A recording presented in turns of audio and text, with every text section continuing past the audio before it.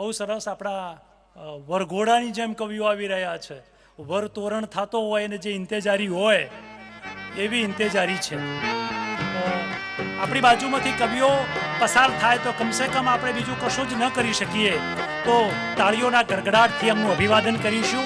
અને એટલા માટે કરીશું કે ઉજાગરા વેઠીને આવ્યા છે. આપણને ખબર છે કે કવિતા તો કમ્યુનિકેશન છે. તમને કવિતા આપીને તમારી પાસેથી દાદ મેળવવાની છે. દેવદરનો પ્રેમ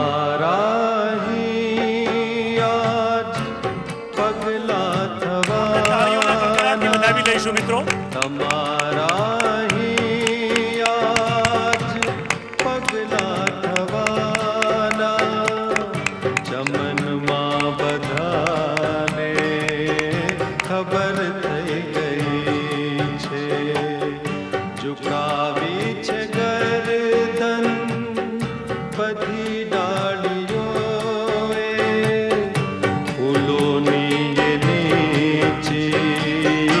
નજર થઈ ગઈ છે તમારા હી આજ પગલા થવાના.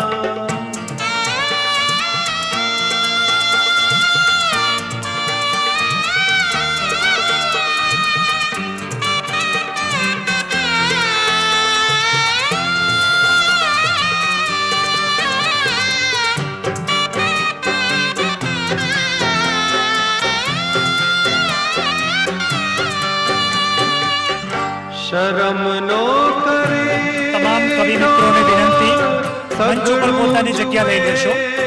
તમામ કવિ મિત્રોને વિનંતી મંચ ઉપર પોતાની જગ્યા લઈ લેશે.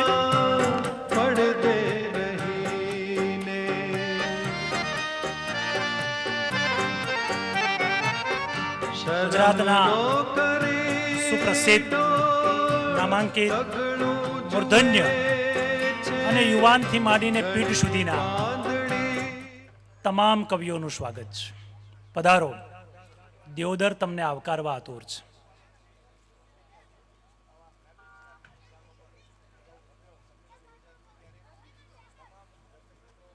હવે જે મિત્રો છૂટાછવાયા બહાર ફરે છે એમને છેલ્લી વિનંતી કે હવે આપણો કાર્યક્રમ શુભ મુહૂર્તમાં શરૂ થઈ ગયો છે. મંગળ ચોઘડીએ શરૂ થઈ ગયો છે. એટલે આપને છેલ્લી વિનંતી કરું છું કે આપ આપની જગ્યા લઈ લેશો.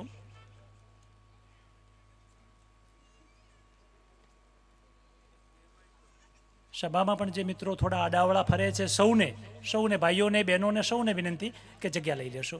ખૂબ સરસ, ધન્યવાદ. બોલો ભારત માતા કી, ભારત માતા કી.